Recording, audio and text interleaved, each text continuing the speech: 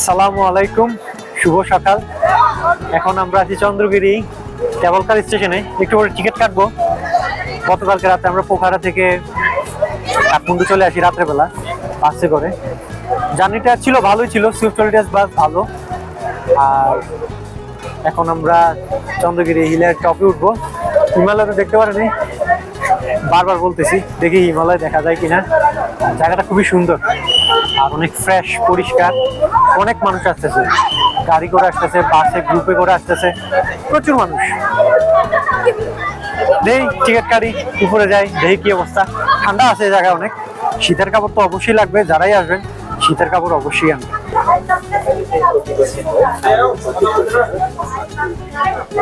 Two tickets. Bangladesh. Okay.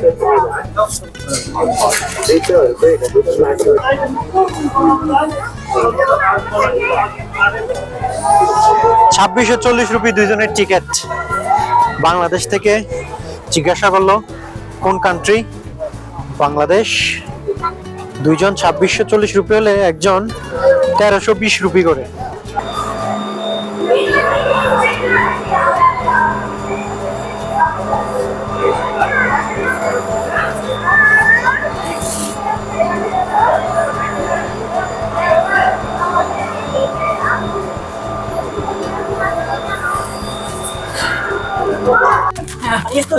অনেক উপরে, সময় লাগে অনেক করে যেতে।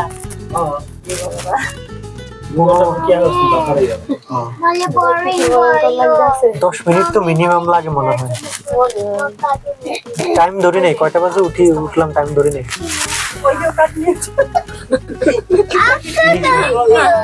কাঠমান্ডু শহর,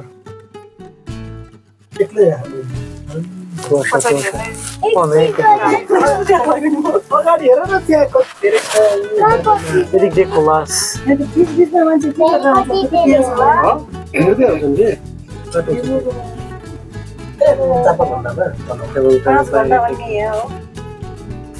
জানালা একটু খোলা।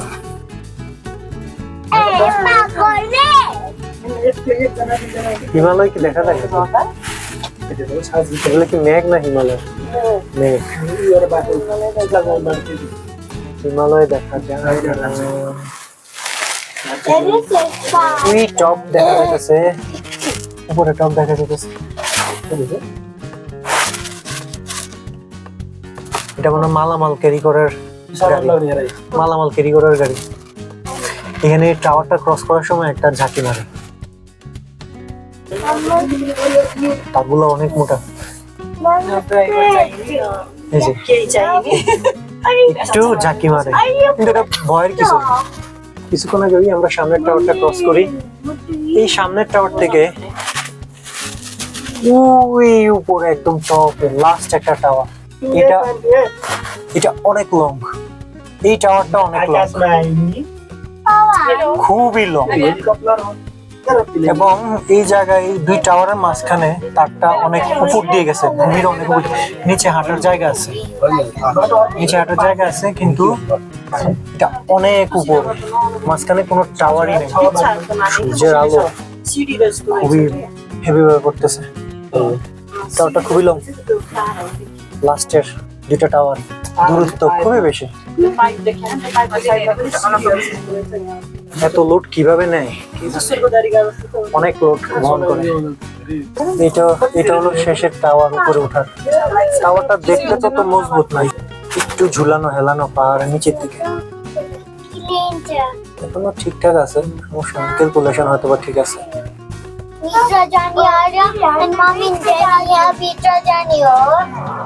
চলে আসছি চন্দ্রগিরি পাহাড়ের উপরে। এখন এখানে স্লো হয়ে যাবে।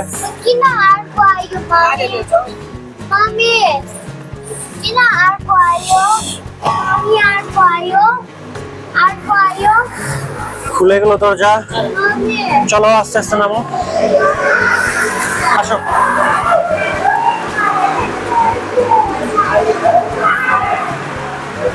টাকা ঘুরে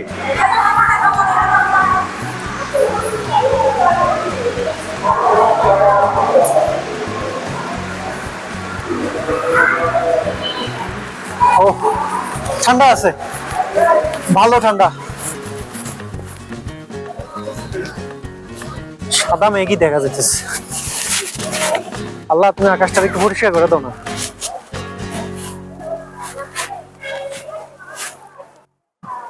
সাদা মেঘ, আল্লাহ আকাশটা একটু পরিষ্কার করে দাও। একটু তো হিমালয় দেখা যায়।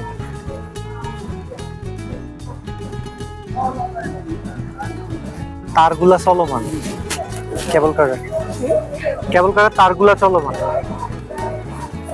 যে তারটা আছে ওই তারটা চলে। Top place.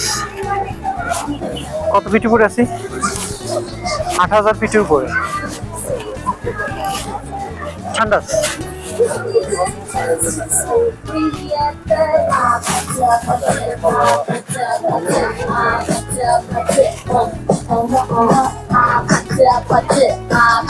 TikTok TikTok.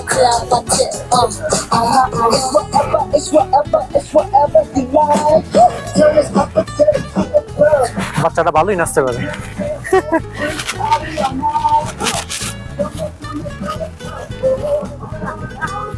হ্যাঁ, ঠান্ডা আছে অনেক। এখানেও আরো টপ আছে, আরো উপরে উঠা যায়। এই পথ ধরে আরো উপরে। কফি খাবা? কিছু খাবা? কিচ্ছু খাবা না? চলো উপরে। মাউন্ট এভারেস্ট দেখা যায় এখান থেকে। ৮,৮৪৮ মিটার মাউন্ট এভারেস্ট। আমাদের কপালে আছে কিনা কি জানে। ওদিকে একটা 5 স্টার হোটেল আছে, ওই যে একটা 5 স্টার হোটেল। এখান থেকে মাউন্ট এভারেস্ট বসে বসে দেখা যায় সিজনে। সর্বোচ্চ টপ এরিয়া চন্দ্রগিরি হিলে। অনেকক্ষণ লাগে ঘুরে ঘুরে উঠতে হয়। ওইখানে আরেকটা টাওয়ার আছে, ওইখান থেকে আরো বেশি পরিষ্কার দেখা যায়। ওখানে ফি লাগে, এন্ট্রি ফি আছে। দেখি কত ফি, যাবো একটু পরে। এখানে একটা মন্দির আছে হয়তো।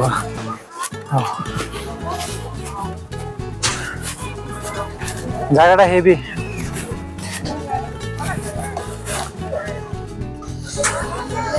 যারা নেপাল আসবেন অবশ্যই সিজনেই আসবেন, আন সিজনে আসবেন না।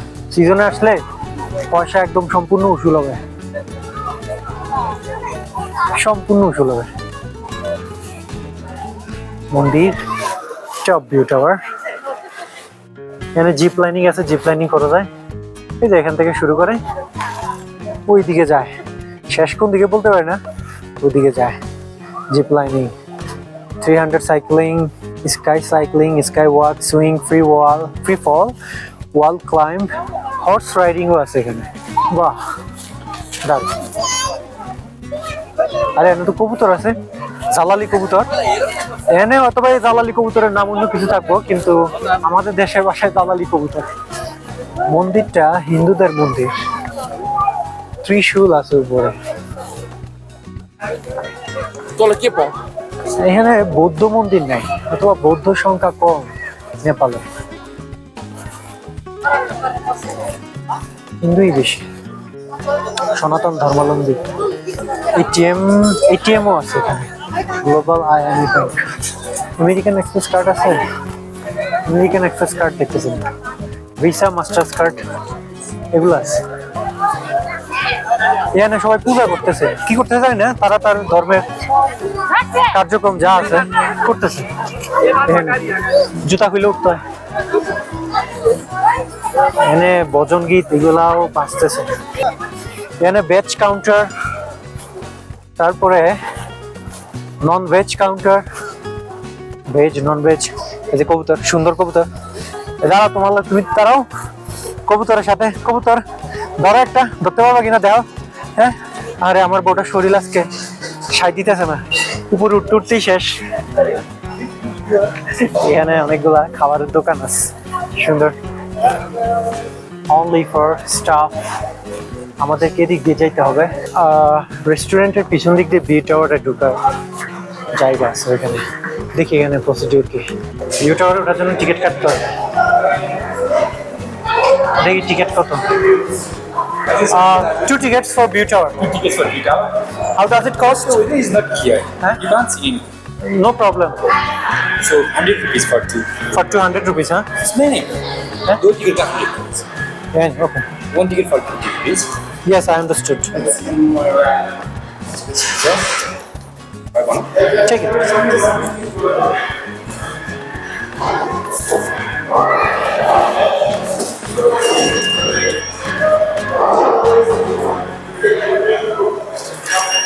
Okay, thank you. You're welcome. দুজনের জন্য 100 রুপি, একটি টিকিট 50 রুপি করে। এখানে টিকিট দেখাইতে হবে। ওকে, চলো ভিউ টাওয়ারে। স্কাই ক্লিয়ার না, ওরা অনেক সুন্দরভাবে বললো যে স্কাইটা ক্লিয়ার না, আপনি পরিষ্কার দেখতে পারবেন না কোনো কিছুই। আমি বললাম যে সমস্যা নেই, উঠি, এখানে তো আর বারবার আসবো না, ঘুরে দেখি।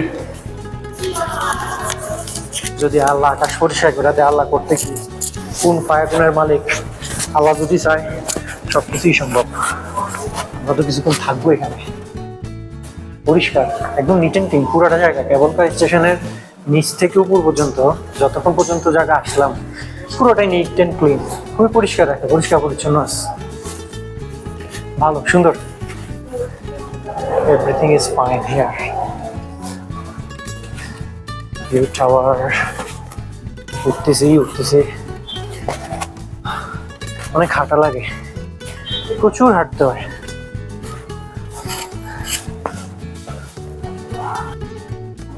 অনেক নিচে, সমতল ভূমি অনেক নিচে, এইখানে উপরে দূরে দেখার সবকিছু আছে এখানে। দেখি কি দেখা যায়। উপরে আরো এক ফ্লোর।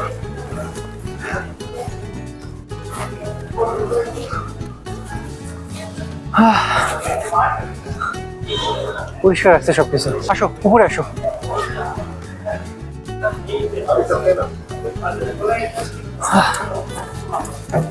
একদম টপ। এখন আমরা একদম টপে আছি। আকাশ পরিষ্কার না, ও আকাশটা দেখতে সুন্দর লাগতেছে, সুন্দর লাগতেছে আকাশটা দেখতে। একদম টপ, এগুলা দিয়ে দূরে দেখা যায় এই যে মন্দির।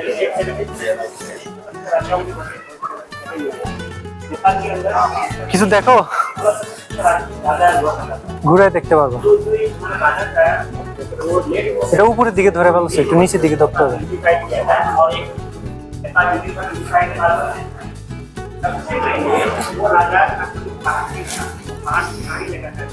এখানে গ্রুপ ট্যুর, যিনি ট্যুর গাইড আছে উনি সবকিছু বুঝাই দিতেছে, রাজারা কি করছে, নেপালের হিস্ট্রি। আমি হিস্ট্রিয়ান না, অত হিস্ট্রি জানি না, তো এখানে রাজবংশ ছিল 300-400 বছর আগে, এখন এটা নাই। এখন মানুষ অথবা ভোট দেয় এখানে। জায়গাটা আসলেই সুন্দর। কাঠমান্ডু শহরে 2টা জায়গা আছে বেস্ট, চন্দ্রগিরি হিল আর হচ্ছে আর্কিওলজিক্যাল সাইটের মধ্যে। প্রত্নতাত্ত্বিক না, একদম আর্কিওলজিক্যাল না, মানে 300-400 বছর আগের তাদের সিস্টেম, দরবার স্কোয়ার। এই 2টা জিনিসই দেখার মতো আছে কাঠমান্ডুতে। আর নয়, কাঠমান্ডুতে আসলে আমার মনে হয় না কোনো কিছু আছে। আমি সঠিক নাও হতে পারি, তো আমি যতটুকু দেখলাম জানলাম, এই 2টা জিনিস ছাড়া তেমন সুন্দর কিছু নেই উপভোগ করার মতো। এই জায়গাটা বেস্ট। এই জায়গাটা ছাড়া সারাংকোট হিলের থেকেও অনেক উপরে, অনেক উপরে। আমরা উঠে গেছি কেবল কারে, চলে যাচ্ছি, সোজা নামবো। চলে আসলাম কেবল কারে করে নিচে। 16 মিনিট লাগছে, অনেক লম্বা একটা জার্নি। কাঠমান্ডু শহর পুরোটাই দেখা যায় এখান থেকে। ভয় লাগে, একটু ভয়ও লাগে, তবে সুন্দর, অ্যাডভেঞ্চারাস এবং উপভোগ্য একটা জিনিস। জায়গাটা অনেক সুন্দর, খুবই সুন্দর। সবকিছুই চারদিকে সবকিছু সুন্দর দেখা যায়। যদিও আকাশ পরিষ্কার না, যদি আকাশটা পরিষ্কার থাকতো দূরে হিমালয়গুলোর দিকে, তাহলে হয়তো বা হিমালয়, অন্নপূর্ণা, মাউন্ট এভারেস্ট এবং অন্যান্য পাহাড়গুলা সবগুলাই দেখা যেত। কিন্তু দুর্ভাগ্য বরাবর মতো এই নেপাল ট্রিপে হিমালয় দেখা হলো না, আল্লাহ সেই সৌভাগ্য দেয় নাই।